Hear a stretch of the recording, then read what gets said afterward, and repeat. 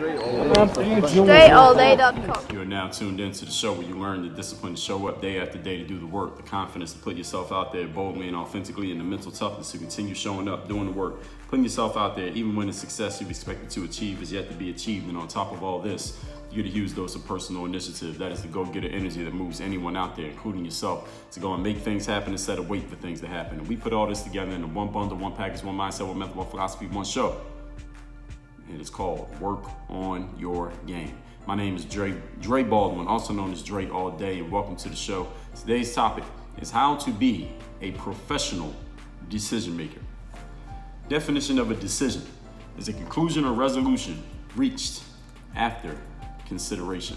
Now, we have several masterclasses that we've done on decision making here on the show, and I'm not going to list all of them because it's too many, but just recently, masterclass number 1308, how to make smarter decisions. Masterclass number 229, a real decision does not have a plan B. Masterclass number 1270, how to cure yourself of indecision. Number 920, strengthening your decision making muscle. And masterclass number 837, doubt and decision do not mix. Again, any of you who's a game group member, you have access to 100% of those classes. Those of you who don't know what the game group is and don't know how to access those classes, go to workonyourgameu.com. Workonyourgameu.com. Go there now and see what we're offering you while you're listening to me talk. Today's topic again, how to be a professional decision maker. Understand that leaders are decision makers. All right, by default, you're going to be a leader, you must make decisions. If you're making decisions, you're probably in a position of leadership or you're on your way there. You have to be a decision maker when you're a leader, because the right answer, quote unquote, the answer that you should take is not always clear, nor is it always obvious. All right, leaders will need to make decisions at points where there may not be a right answer, there may not be a clear answer, which is why they're a leader in the first place. As I just told you in a recent masterclass, it's easy to make decisions when everything seems to be pointing in one direction. Everything seems to be, it's clear that this is the decision that needs to be made. It's clear that this is the way that everybody should go. It's much harder to make decisions when you don't know what the right decision is. When you could go this way or that way or a third way or a fourth way, and either way can end up being right and either way can end up being terribly wrong. That's what makes someone a leader, their willingness to step up and take on the responsibility of making that decision, even when the outcome is not clear. So if you plan on being that leader, you're gonna have to make those type of decisions, all right? Not the ones that are paint by numbers, everything easy to understand, all right? You gotta make decisions where there is no right answer. And if you wanna professionalize this skill, meaning that you do it consistently, no matter what is going on around you or within you, then you should listen up today. Point number one, the topic once again, is how to be a professional decision maker. First thing you gotta do is be consistent. And what I mean when I say be consistent is not that you just keep making decisions. Yes, that's part of it. But what I mean here is that you have a process for making decisions that you can follow consistently, that you can also teach to other people. You can indoctrinate them with the same process. So everyone is making decisions following the same principles and the same processes, so that you are all at least going towards the same result. You see, if I have a completely different aim and a completely different system for how I make decisions from how you make decisions, and we're working together, I'm the CEO, you're the COO, and our guy over there is the CFO, and we all have three different ways of making decisions, then we're going to be sending the company in three different directions, or we're not all on the same page, and there's going to be a problem there. And people who are reporting to me, and then when they share what they did to you, you're not going to understand it. And when people are reporting to you, share what they did to the CFO, they're not going to understand it. And everything's going all different directions because there is no consistency in the process. So the number one way to professionalize decision making, and again, decision making doesn't have to be just one person.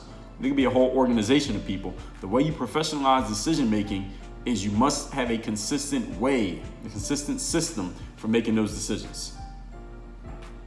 Ray Dalio has a book called Principles. If you have not read this book, I would suggest everyone read this. It is not for a specific industry or a specific type of person. It's for anybody who wants to just clear up the way that you think and try to be more objective in the way that you think, in the way that you make decisions, in the way that you look at not only yourself, but also your actions and the people around you and their actions, especially if you have people around you who are in any way tied to the success that you're creating in your life. And anyone who you're hanging around is some way tied to your success. In this book, Principles by Ray Dalio, he has a really great, not only a primer, I was gonna call this a primer, but it's more than a primer. It's a deep dive into his whole process of decision making at his company, how they make decisions, how they evaluate each other, how people can be held accountable, how constructive criticism is shared, how they look back on decisions that they've already made and see where they could have been better. There's a whole, there's an entire section of the book that is all about decision making and the process of decision making and how anyone, including you, can create your own process for decision making, borrowing straight from the mind of Ray Dalio, who is a very successful, I believe, a hedge fund investor is what he does. A visual representation of a decision-making process, what I'm explaining here in point number 1, is what some of you know as a decision tree. Decision tree is very simple. You answer the first question at the top, and based on your answer, it takes you in this direction or that direction. Then there's another question. And based on your answer, you go in a different direction. And you keep answering, and it keeps taking you in a different direction until finally it reaches a specific conclusion. And decision tree could be very long, it could be very short. It could be 2 questions, it could be 1 question. But a decision tree is basically, again, a visual way of looking at what I'm explaining to you here. A decision tree is a process for coming to an answer based on the inputs that are given. There's a businessman actually who once wanted to, I remember reading his story, he wanted to make his name bigger in the marketplace. He just felt like he wasn't getting enough attention in the marketplace. So what was his process? Here was his decision-making process. He explained this in his book. He said, does it help me? The thing that what he was thinking about doing, he would ask himself, does this help me reach more people and expand the reach of my brand? If the answer was yes, then he did it. If the answer was no, then he didn't do it. Now, if a company, for example, now I'm out of that example. If a company is hiring an outside consultant, maybe they ask themselves these 3 questions. Number 1, can this outside consultant actually help us with our problem? Yes or no?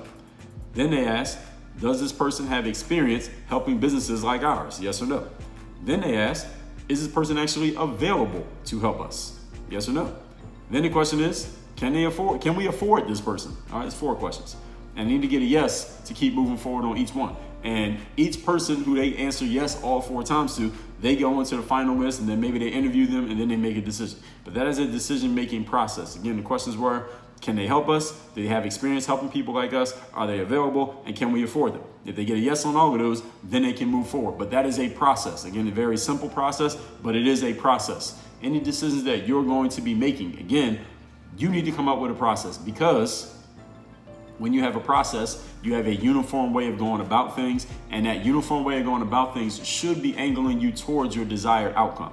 Now, you need to have a desired outcome in order to create a process, because if you have a process, but there's nothing that you're trying to get to, how would you know if this is even working, if it even makes sense to have?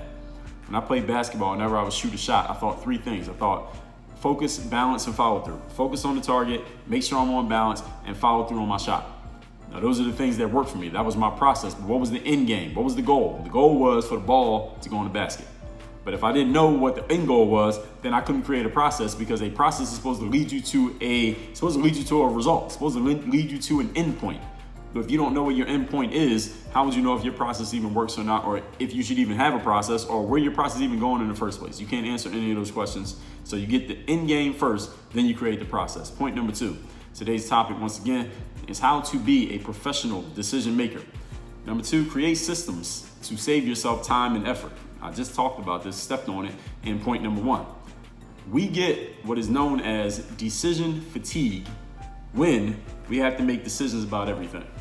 When you have to make too many decisions over the course of a day, month, year, hour, whatever, you get decision fatigue, because you have to keep, every time you have to make another decision, your brain has to think. It has to look at all the pieces, look at all the parts, look at where you're trying to get to, then it has to analyze it, think about it, then come to some conclusion. That takes a lot of energy. All right, having to do that over and over and over again is like sitting on a bench press or at a squat rack and just lifting weights the entire day without having to stop, without taking a break, without eating any food, without any recovery time, no sleep, no water, no nothing. Eventually, you're going to feel physical fatigue. Your brain feels fatigued when you have to make too many decisions over the course of a day. The way that you can help yourself out and help your brain out and save your brain energy for when you need to make some real decisions is by systematizing all the other decisions that you don't need to be thinking about every single day. Systems eliminate the need for many decisions. When I was a basketball player, I had a system for how I would practice every single day. When I went to the gym and I was working on my game, I knew exactly what I was doing every time I got to the gym. As soon as I got there, all I had to do was look at my system, which I kept on my phone. I knew exactly what I needed to do next. Okay, I did that yesterday. Now I'm right here in my process. Now I'm going to do all these things. That's going to take up today's workout. And the workout after that, I'm going to do this. And the workout after that, I'm going to do this. I always knew what was next in my system every time that I worked out. So I didn't have to waste any time. First of all, thinking about what am I going to do today? All right, I did that. Now what else can I do? I did that. Now what else can I do? I never had that problem. And I was smooth going through my process because I did it over and over again to the point that I didn't even have to look at it every time because I knew exactly what the next step was and the next step and the next step after that. That's what a system does. When you have a system, you are more efficient.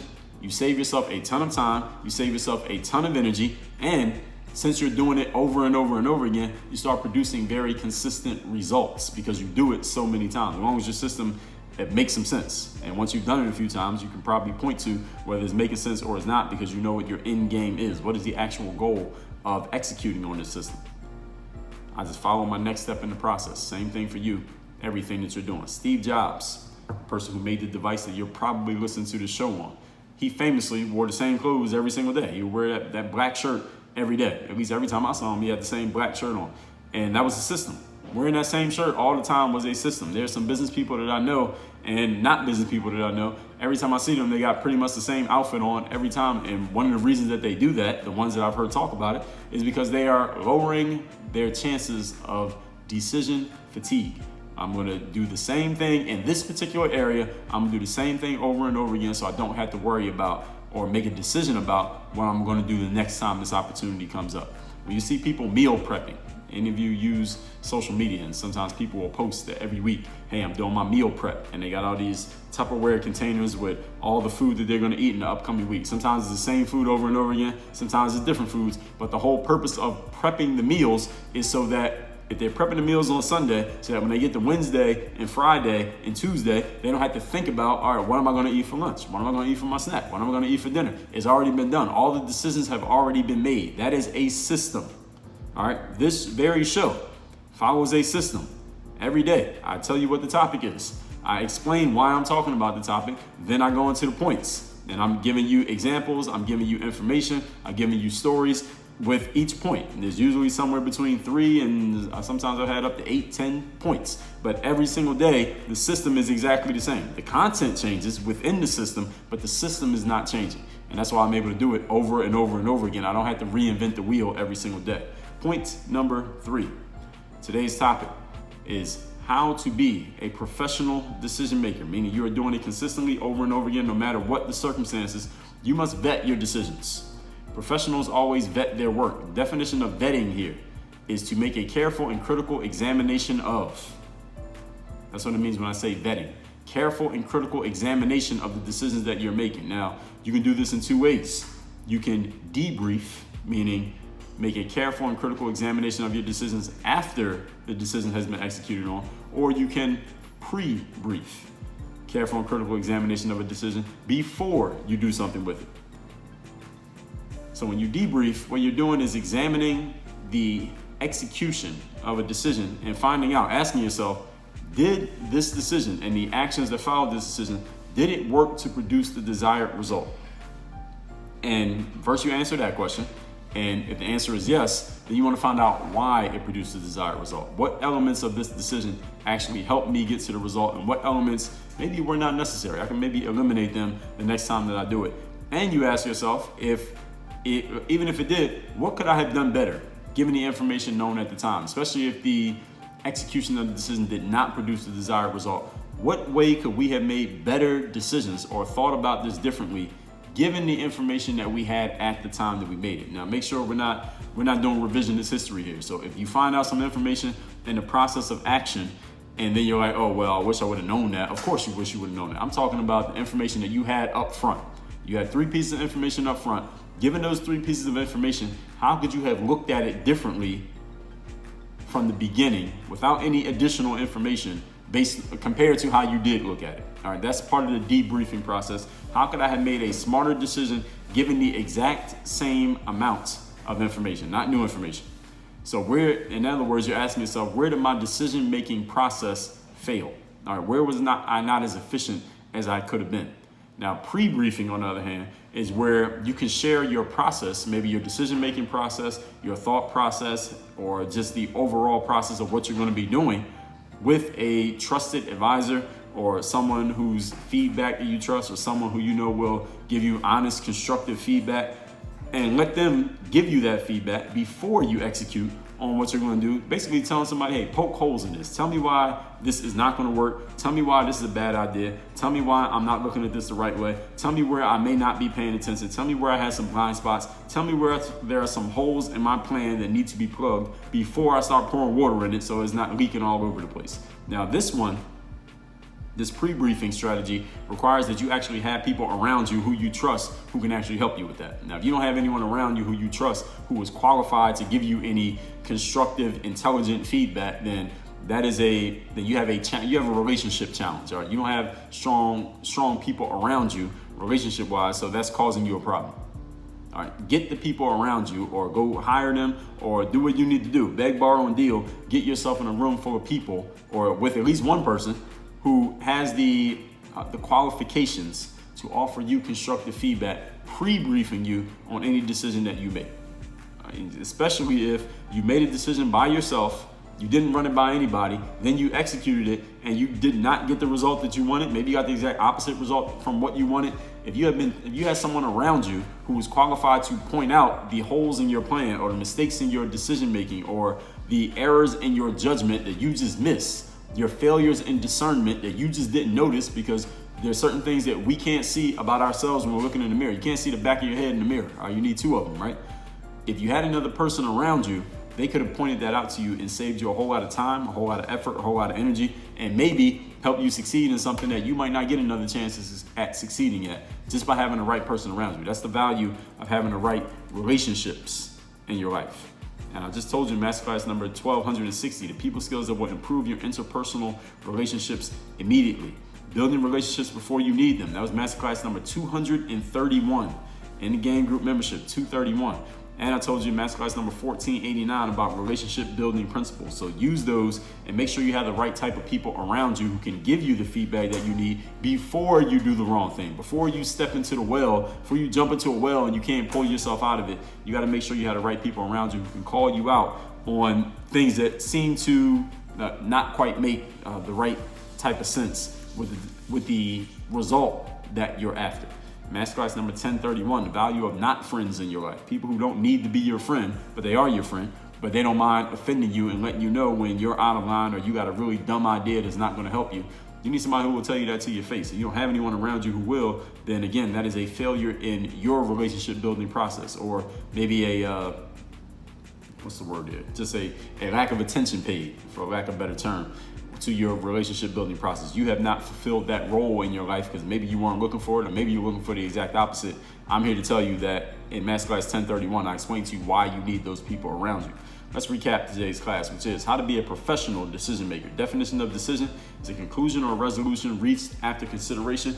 Definition of professional, work on your game definition. It's a person who goes out and delivers, gets the job done every single time, regardless of what they are feeling, regardless of what is going on around them. You want to be a professional, making things happen all the time after consideration. This is how you do it professionally. Number one, be consistent. What I mean here is in your process. Have a consistent process with which you make decisions so you know you're following your principles every time. Read Ray Dalio's book titled Principles to help you with a complete, and I mean complete, framework for doing it. Point number two, create systems to save time and effort.